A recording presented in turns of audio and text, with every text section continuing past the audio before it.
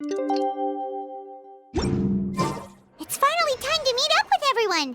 Paimon even dreamt of making the film last night. If Paimon remembers right, we're meeting at Hotel de Boer. Let's get going!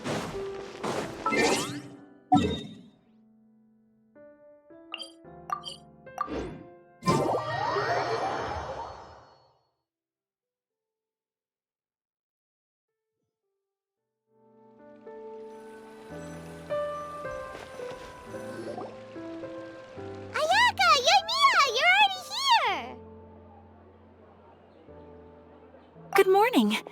Xavier said yesterday afternoon went well. Yeah, and how about you, Ayaka? What were you up to yesterday? After we split up, Ayato went to see Udex Nervillette at the Palais Marmonia. I was originally thinking of going with him, but he said he could manage it himself. He told me to go see the sights around Fontaine and to enjoy the local culture. So I rode the aqua bus with Yoimiya and visited the opera house on Aranias Island. Yeah, you wouldn't believe what we saw there! 2 mechanical puppets that were dancing together! You've already seen them, right?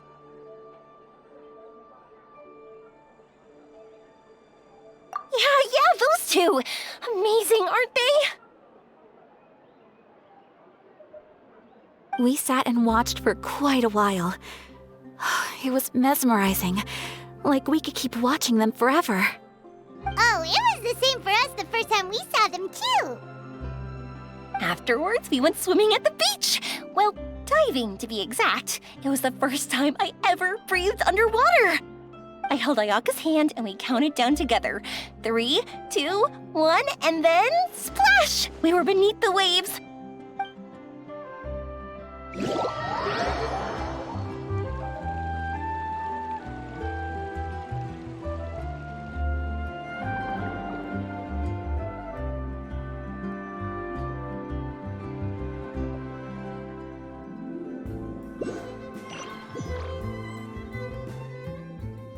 At first, I didn't dare to open my mouth. But once I couldn't hold my breath any longer, I decided to take a big breath in. Turns out the water wasn't as salty as I imagined. It didn't really taste like anything at all. Before I knew it, I was breathing like normal down there. It was an amazing feeling. Ayaka said I was too nervous and needed to loosen my grip. She got used to everything way faster than I did. I knew that the Traveler could do it, so I had no doubt we could do it too. That helped me feel at ease as soon as we dove in. The underwater world in Fontaine truly is beautiful. I love seeing the romaritime flowers blossoming underwater, like little candles lighting up the streets at night. Yeah, and there were so many creatures that we've never seen in Inazuma. Like those fish that shimmer like a sword blade. Whoosh! Oh, and those big fish that call when they see people. Ooh. Oh, you mean Hunter's Rays and Blubber Beasts! I just love the name Blubber Beast. Just wait till Pops and the others hear about this. They probably won't believe a word I say.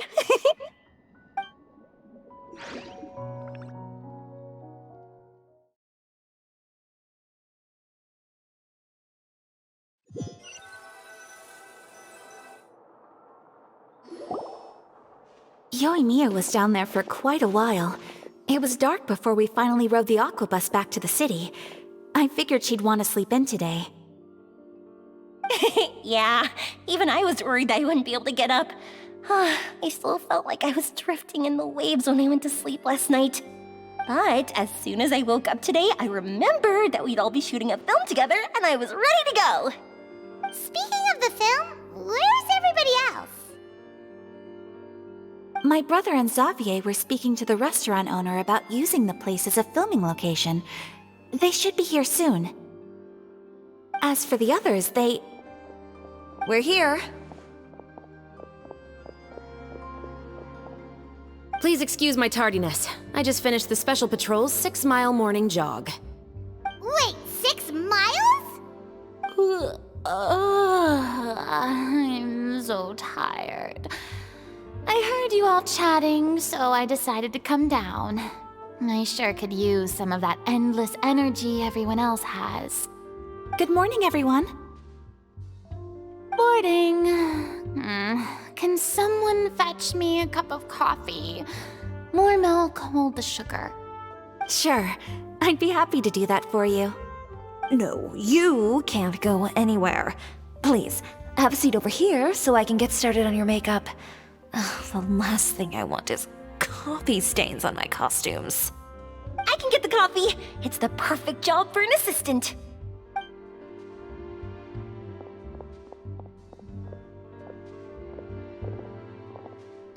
So much energy. Seriously, what's her secret? Oh, Yoimiya's always like that. But you sure look exhausted, Farina. It's because you're not used to waking up so early, huh? Of course not. I spent the whole night reading the novel from cover to cover, marking sections that either need to be omitted or adapted. Wow, Paimon didn't expect you to be so thorough.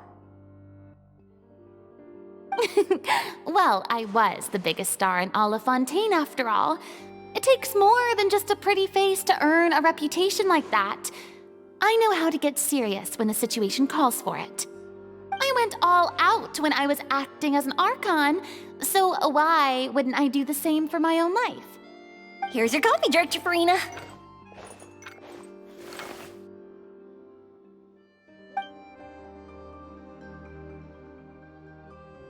Oh, thank you.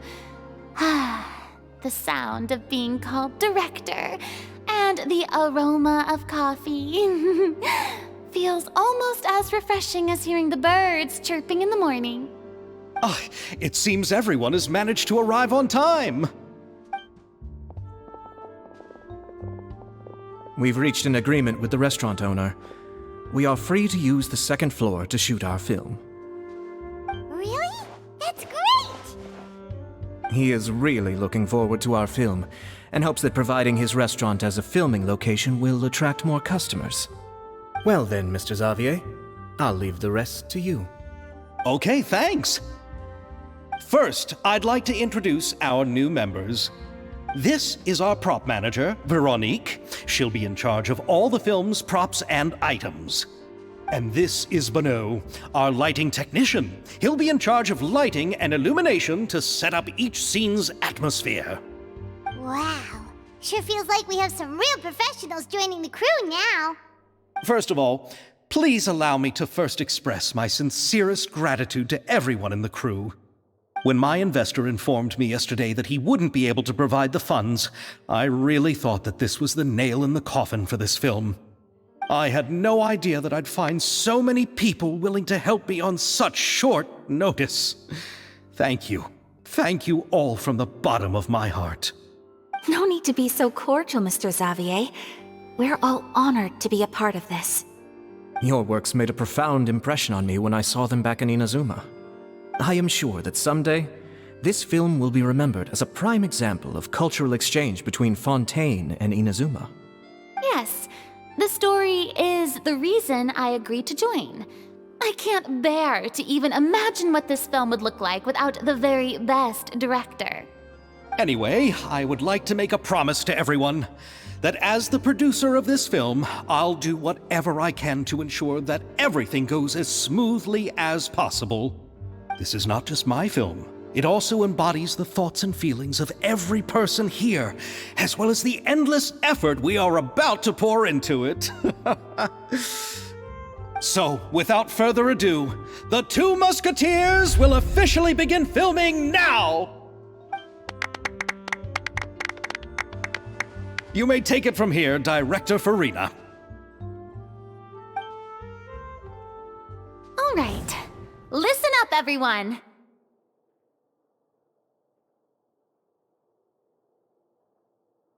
The first scene takes place when the two young musketeers are living at the Baron's home, still unaware of all that is about to happen to them.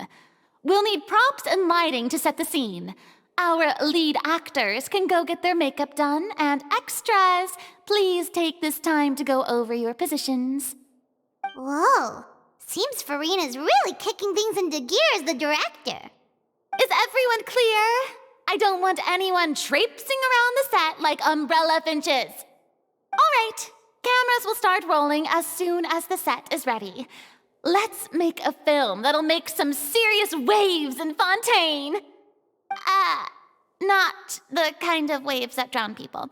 I mean, the good kind of waves. Seems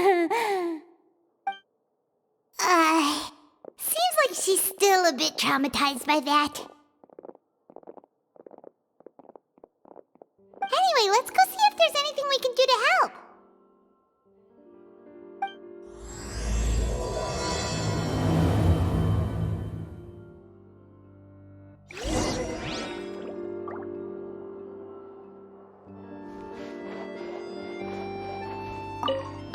I don't need any help here. Why don't you try asking someone else?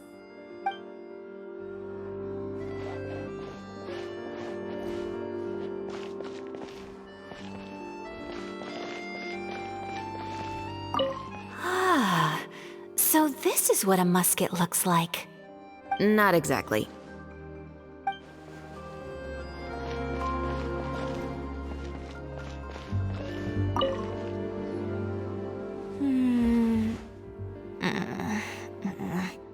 Ayaka has mentioned you to me before.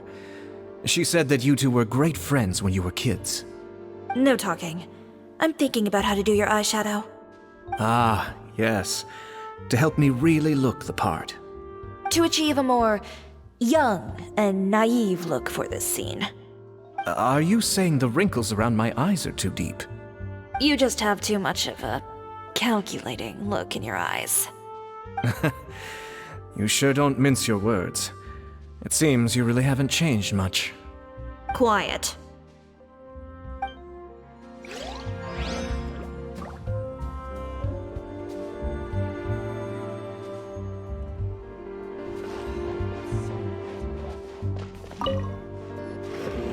How about here?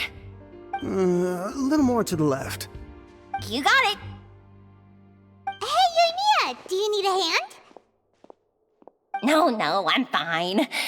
You know, doing the lighting is kind of like designing a fireworks show. It's interesting to imagine what kind of atmosphere the lights will create. I heard that the Traveler will be operating the camera and Paimon will be the clapper loader, right? Those roles are just perfect for the two of you. Really? Is that because it'll be easy for Paimon to hold the clapperboard while flying? Well, sure, there's that, but that's not exactly what I meant.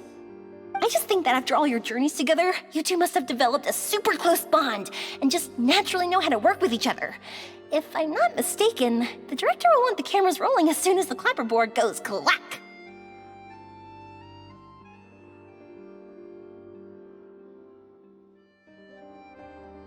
Oh, I see!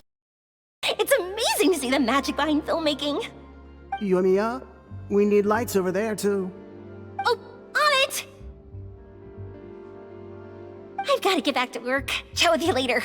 Oh, it's exciting to see so many people working together to bring the film to life.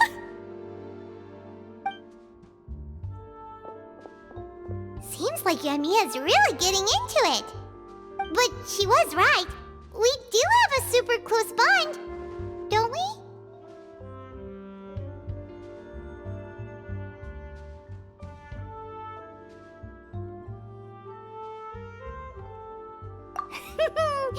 Paimon's really happy to hear that.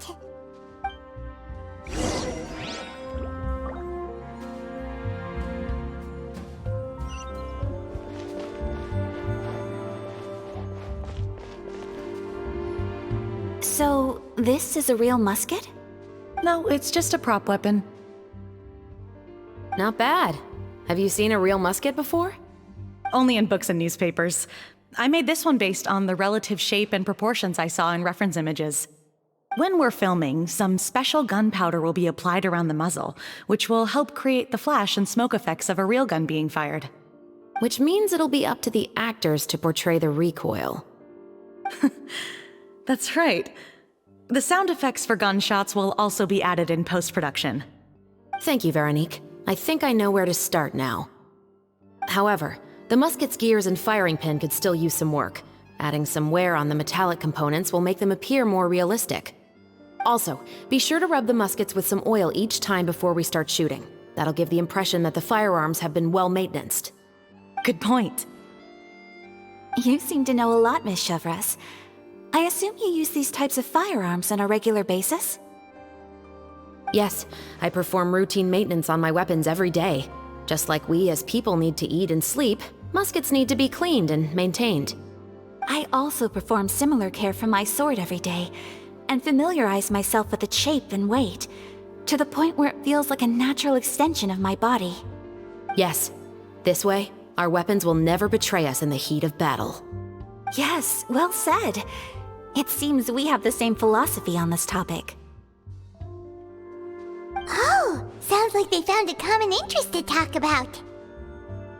Though these props differ from the muskets I use, I can still give you some pointers. Good. I look forward to your instruction.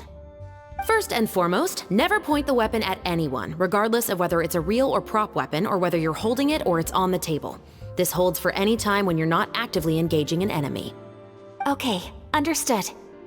When aiming the musket, extend your arm so that it's level with your shoulder, and use your eye to look down the weapon's sights. Like this? Not bad. Now, try saying your lines. This is the end of the road for you. Good. Now turn your body a little. That way, you'll give your enemy less of a target to work with. And relax your shoulders. Here, allow me to demonstrate. This is the end of the road for you. Huh. Excuse me, Miss Chiori. Director Farina, there's something I wish to discuss with you. Oh? What is it? Like this? Yes, much better. What do you think? I do see your point. But are you sure you wish to do this? I believe it would be most fitting. Well, if you insist. All right, I understand. Miss Ayaka, Miss Chevres, could the two of you please come over here? Huh? What's going on? Are we gonna start filming now? Let's go see. What is it? I have a question for you, Miss Chevres. Would you be willing to play the role of a musketeer? What? To clarify, I would like to turn over my role to Miss Chevres. But brother... Don't worry, Ayaka. I actually view this as a good thing. I was becoming troubled trying to set aside some time to speak to the staff at the Palais Mermonia. I would like to have some conversations about the cultural exchange between our two countries, and I've heard that the bureaucratic process here can get rather complicated. Now, I will be able to focus on my work. Besides, you also know that I'm not really one for public performances. Are you really sure? From a director's point of view, I also felt like the relationship between the two musketeers in the original story could be improved. The older brother in the story plays the lead role with his overbearing character, but this causes his character to overshadow that of his sister, and the theme of the two supporting and relying on each other isn't conveyed very well. But if we were to change the siblings to two sisters of a similar age, then that aspect of the story might come through more clearly. Also, I've seen you instructing Ayaka. That cold and dignified personality is exactly what we need for the older musketeer. Of course, even with all these insights, the decision should still be made by Miss Chevres. Chevres mentioned that she really likes the story, right? Paimon bets that she'll take the role.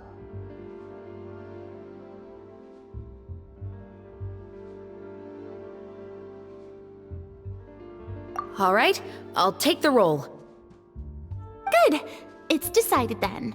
I'll get started on making edits to the script. We'll also need to make some immediate adjustments to the lighting, props, and costumes. I have a feeling that our adaptation will be even better than the original story. You're doing a great favor for me, Miss Chevres. You have my gratitude. Don't mention it. I like this character, so if anything, I should be the one thanking you. Well, since my brother is the one who brought up the idea, I suppose there's no need to worry. Let's go, Miss Chevreuse. I look forward to working with you. Please, just call me Chevreuse.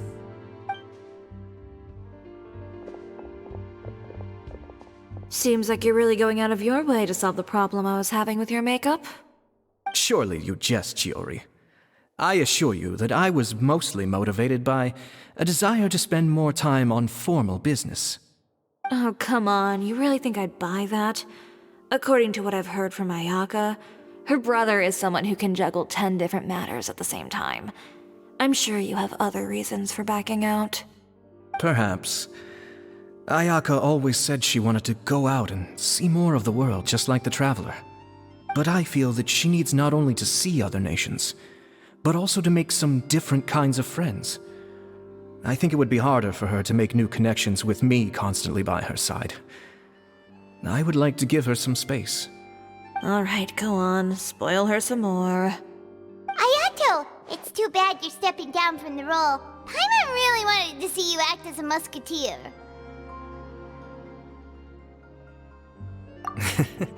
No need to poke fun at me. I'd wager that you also felt that I wasn't the best candidate for the role. It's a little hard for Paimon to imagine you saying those lines.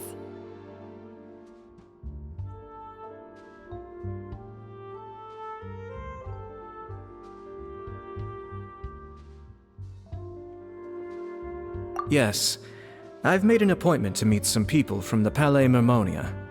Now, I will have some more time to prepare. Traveler, get the camera ready. Paimon, get the clapperboard. Actors, to your positions. We're about to start shooting the first scene.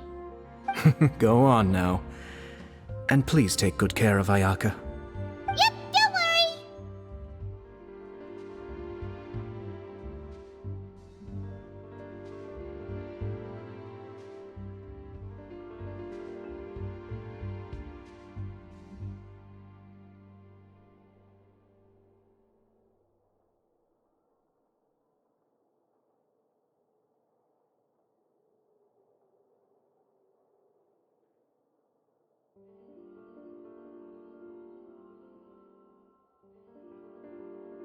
Thank you. I look forward to seeing the film when it's finished.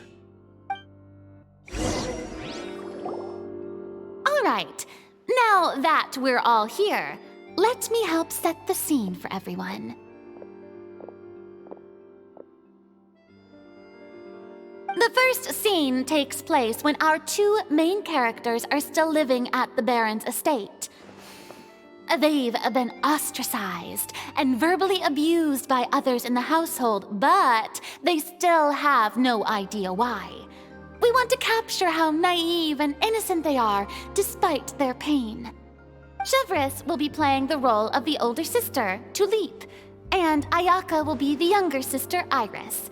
Be sure to get close-ups of the main characters at the right moment. Silence on the set! Lights! Camera! Action! Let's go! Tulip, Mother's been out for quite a while now. Perhaps she went to pick some flowers on the way home. You know how she loves flowers. Iris, Tulip! I'm home!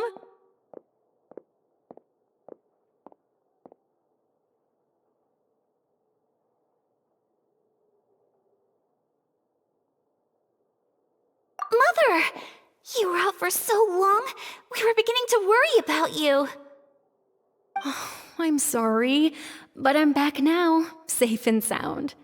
Here, I brought your favorite treat, apple turnovers. Mother, what are those bruises on your hand? Huh? What bruises? Oh, I must have bumped into something while I was working yesterday. But I didn't notice them this morning. Then perhaps they're from when I accidentally tripped when I was out just now. By the way, did you have fun playing at home? What's the matter, Iris?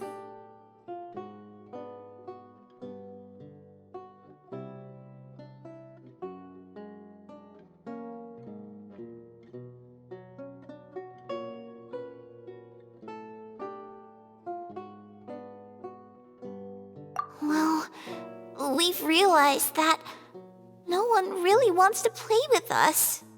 They even took Iris's doll and spat at us. And they even called us names. They said we were... Shh. It's all right. Don't worry. Girls, listen to me.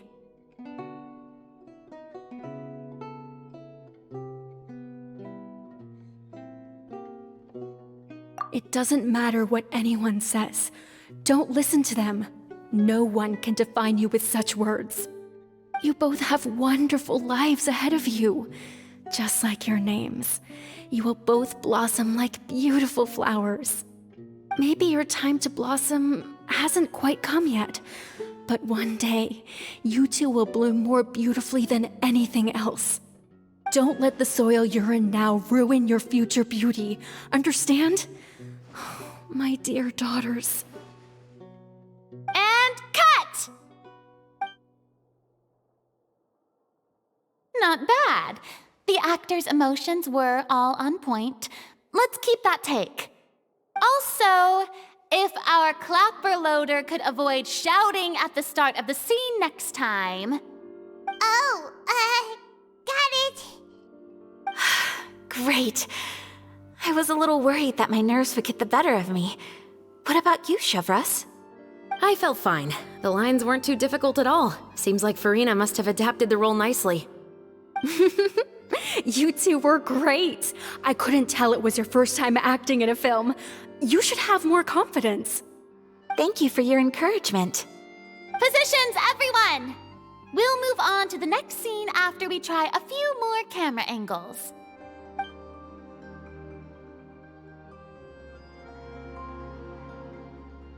This scene is when our two characters return home, only to discover their mother has been murdered. Ready? Lights! Camera! Action! Mother, we're back. Mother?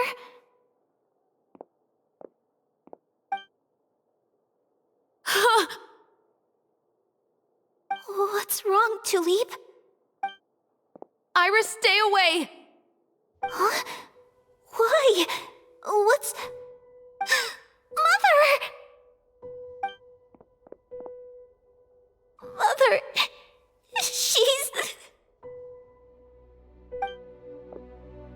Huh? There's poison in this cup. Huh? I could have sworn I've seen this kind of cup before. Those aristocrats. They didn't even try to cover up their actions.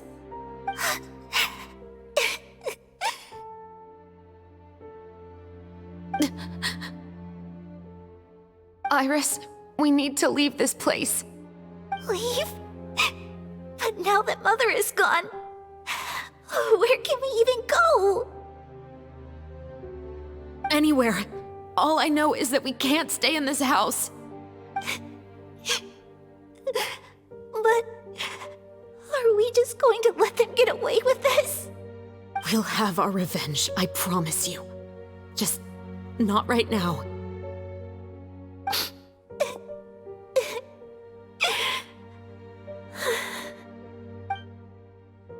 Come on, let's go. No, wait. We can't just leave Mother here like this. At least let me leave this rose with her. That's why we went out in the first place. To buy her this flower. All right. Goodbye, Mother. We'll avenge you. Someday. And cut! Beautiful! Great performance! Oh my, you're so amazing, Ayaka! And were those real tears I saw? How did you do it? I was surprised too. Thank you for the kind compliments. Actually, as soon as Director Farina said action, I told myself not to think about anything. I just felt the weight of the moment and became the character. It's quite similar to practicing the art of the sword. You clear your mind and focus only on what's happening in front of you. Ayaka's performance was amazing. Have I discovered an acting prodigy? Pipe down, everyone! We need to move on to the next scene!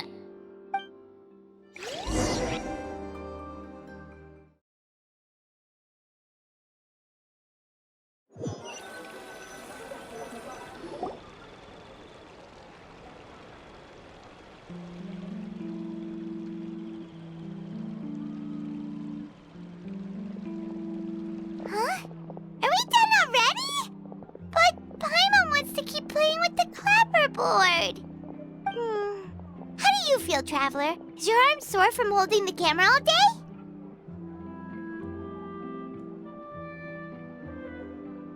Good work, you two. You too, Shivers. You were quite the actress today. I've read this novel many times before. I have a good grasp of my character's mindset. Anyway, do you remember my request from yesterday? Oh, right! We were having so much fun that Paimon nearly forgot! You have a case where the murders seem really similar to the cases in the novel, right? So, how are they similar exactly? In the story, the main characters grow up to become two musketeers, always using their guns to carry out their revenge. And on each of the victims, they place a rainbow rose as a signal that they've returned.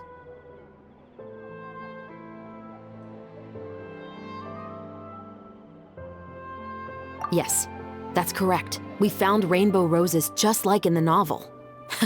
Seems like you're connecting the dots now. Oh, that does sound pretty concerning. Especially after seeing the script today. Oh, now Paimon can't stop wondering what kind of ulterior motive the murderer might have. What do you think, Traveler? You're smart. Paimon wants to hear your thoughts.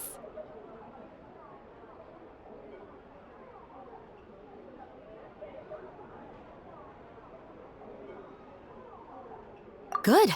On behalf of Fontaine's Special Security and Surveillance Patrol, thank you for your dedication to justice. There's no time to lose. We should start investigating right away. Follow me. Huh? Right now? But we just got done filming all day. Paimon's so tired.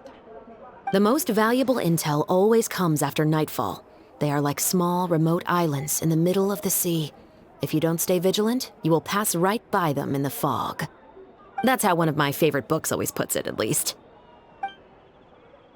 So, where are we going right now? Let's start by checking out some workshops that sell mechanical components. If the culprit is making their own weapons, it's very likely that they'll visit those sort of places.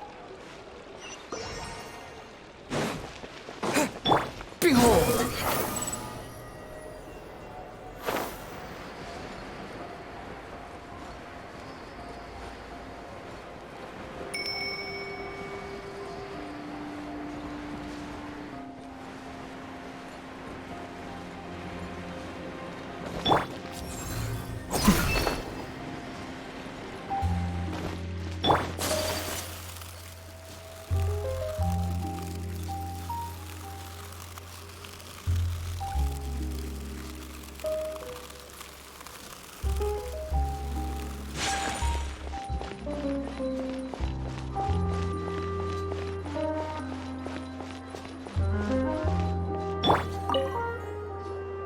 Welcome to LeChaux's Clockwork Workshop. How can I help you?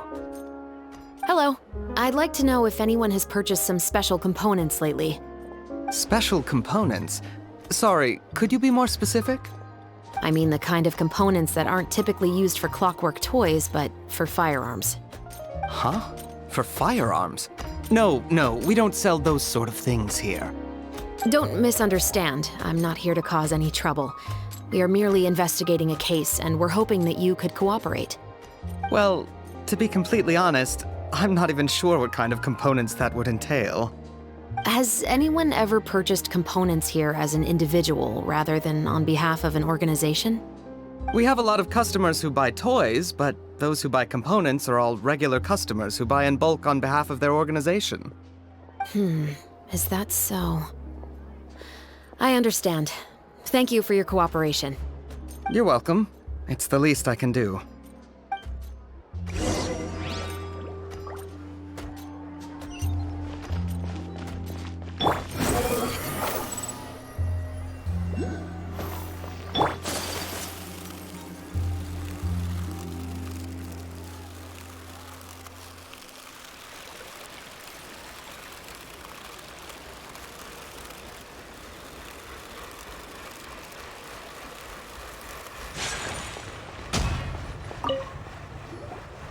Oh, hey, Chevres. Run out of oil for your musket again? Hello, Estelle. I want to know if anyone has come to your shop recently to order some firearm components. Oh, is this another case? Let me think. I don't think so. Some people have requested that I make some prop guns for the Fontanalia Film Festival, but I refused all of those requests. Oh? Why's that? Because there's no profit! I only make things here that can do some real heavy lifting. I don't have the energy to make some new molds just for the festival. Then has anybody come specifically looking for mechanical components? Well, I usually sell off my scrap to the Fleuve Cendre. I don't typically give them to one specific person. I understand. Thanks for your cooperation. Don't mention it. Always happy to have the Musketeers' patronage. Seems like we haven't found any leads to go off yet. Yeah, unfortunately.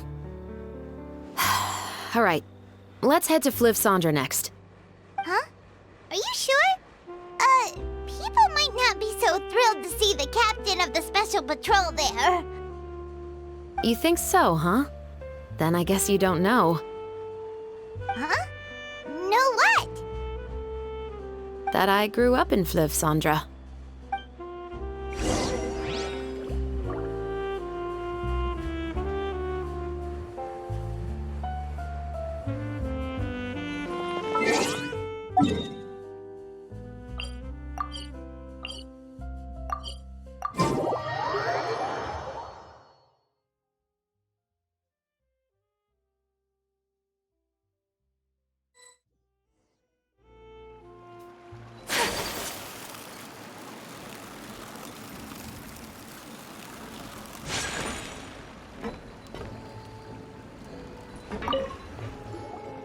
Hello, I'd like to ask some questions.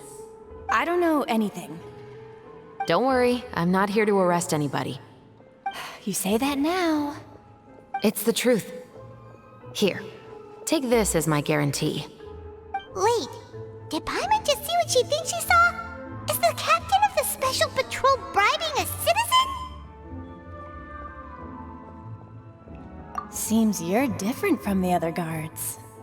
What do you want to know? Have you heard anything related to muskets in Fleuve Cendre lately? Anything at all? Muskets, huh? All I know is that about 2 weeks ago, we started hearing some loud noises at night. So loud that it's been waking me up. Were they gunshots? Possibly. It's hard to tell around here. Someone's house collapsing, a pipe exploding somewhere, it's all the same. But the noises I'm talking about definitely happened after I fell asleep. Do you know where the noises were coming from? I don't remember clearly. Is it that you don't remember, or that you need to think about it some more? You tell me. Then please, think about it some more. She's giving her even more Mora!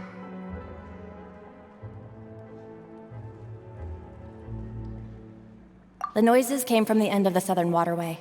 I came out and had a look for myself and I wasn't sleeping well, but I didn't dare get too close. That's all I know. All right, I'll take your word for it. Thanks for the pâte de fruits.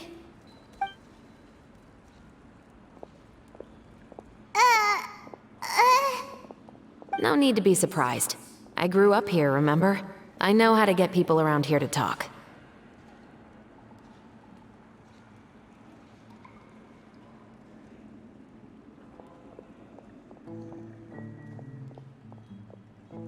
My apologies, I'm all out of sweets. Though I do have some other tempting snacks in my custody. Fries, fried chicken, and even onion rings. But taking care of junk food is my responsibility. You're better off sticking to your normal, nutritious diet. Now then, let's keep going.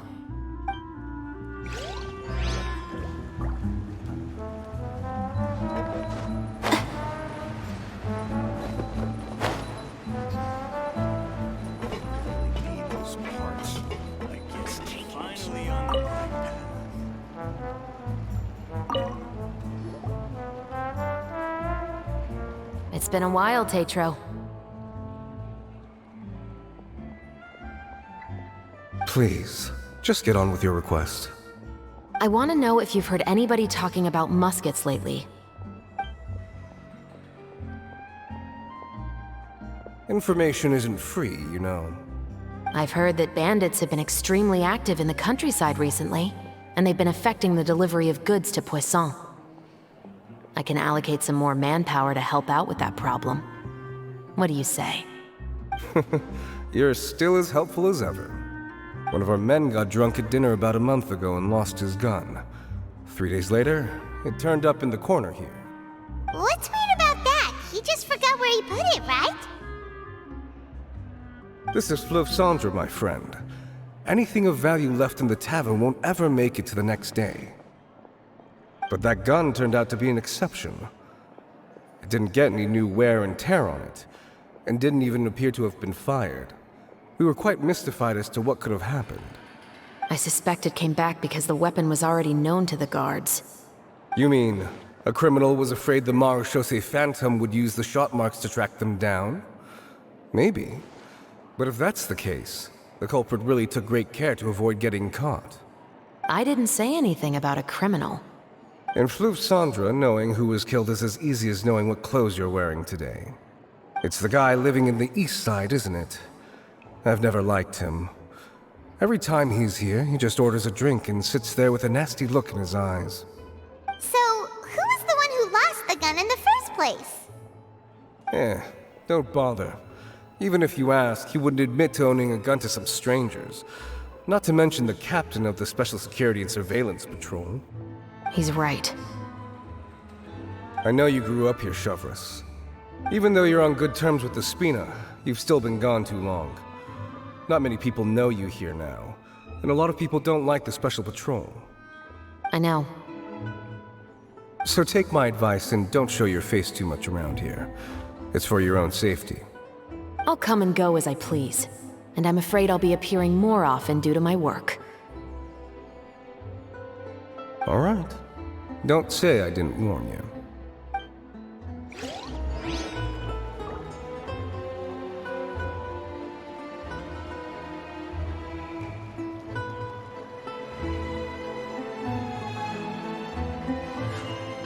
A blade embraces its duty, as a jeweler cherishes their gems.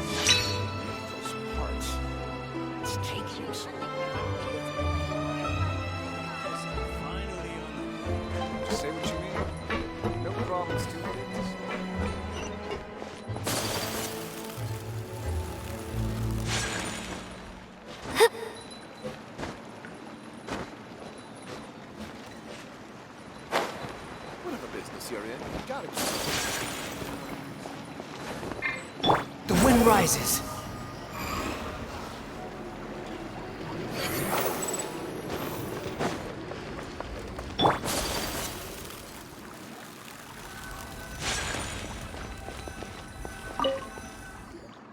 What's all this? Some broken planks and barrels, as well as some liquor bottles? Yes, but have a closer look, Paimon.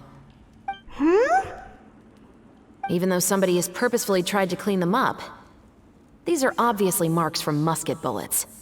In other words, someone was here trying to improve their shot. They were using the barrels and bottles for target practice. Could it have been the killer? Your guess is as good as mine. Although many people at Fleuve Cendre own guns, few hide the fact from others. And even fewer would go to such lengths to hide markings from practice shots. Anyway, let's go. There might be more to this.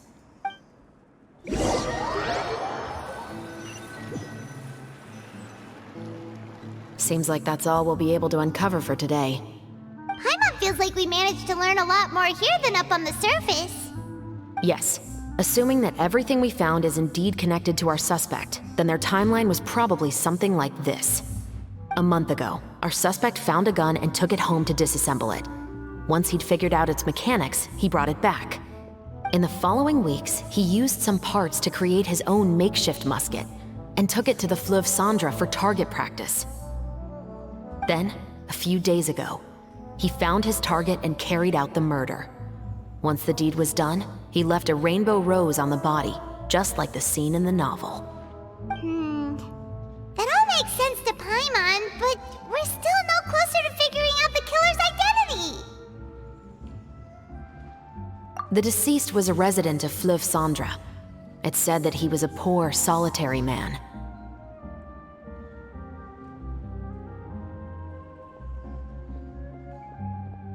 Yeah, that's also something I'm trying to figure out. If we are indeed following the novel, and there's a story behind the murder, then this murder should be an act of vengeance. But according to our investigation, the deceased didn't have any enemies. He was no saint, but no one's heard of a rival who hated him enough to shoot him dead, much less care to leave a rose on his body. What message is the killer trying to convey, and to whom exactly?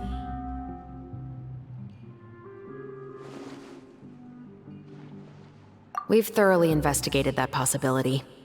He claims to have spent the whole day at the Opera House on the day of the murder, and the staff there have confirmed his account. Okay, so he has an alibi. Not only that, he lacks a credible motive as well. He has a family of his own, and both of his parents are still alive. I've looked into his records. He was adopted at the age of 6, and all the proper procedures were followed. There are also records of him at an orphanage before then. In the story, the mother of the 2 musketeers was murdered after the children turned 10. Of course, he could have changed the children's ages, but I don't want to assume anything without evidence. More importantly, I've also had a chat with him in person. He didn't seem like the kind of person who would pull the trigger to kill a man. Then, what should we do now? We have all this new information, but it doesn't help us move forward. Investigations take time. I didn't expect us to catch the culprit in just a single day.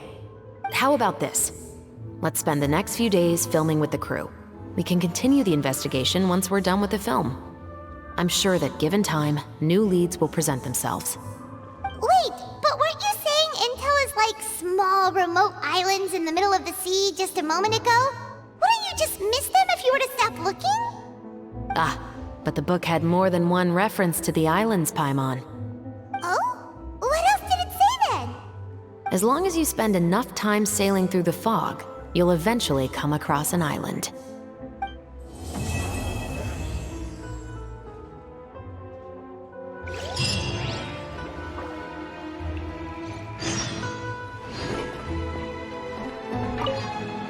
What? Never thought that the captain of the security and surveillance patrol could come from the Fleuve Cendra? You mean rising through the ranks? It was a struggle, for sure. But as long as you can distinguish yourself through your accomplishments and skills, you'll eventually be recognized for your worth. If you look at it another way, my life at Fleuve Cendra has actually taught me a lot of valuable skills. Skills like how to barter with criminals or how to think in their shoes. Of course, I'd appreciate it if you could keep this a secret between us. What? Never thought that the captain of the security and surveillance patrol could come from the Fleuve Cendra? Honestly, I'm pretty shocked too. There used to be a time when I thought I would never be able to join the guards.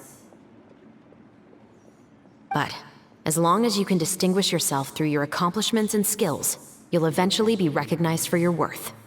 If you look at it another way, my life at Fleuve Cendra has actually taught me a lot of valuable skills. Skills like how to barter with criminals or how to think in their shoes. Of course, I'd appreciate it if you could keep this a secret between us.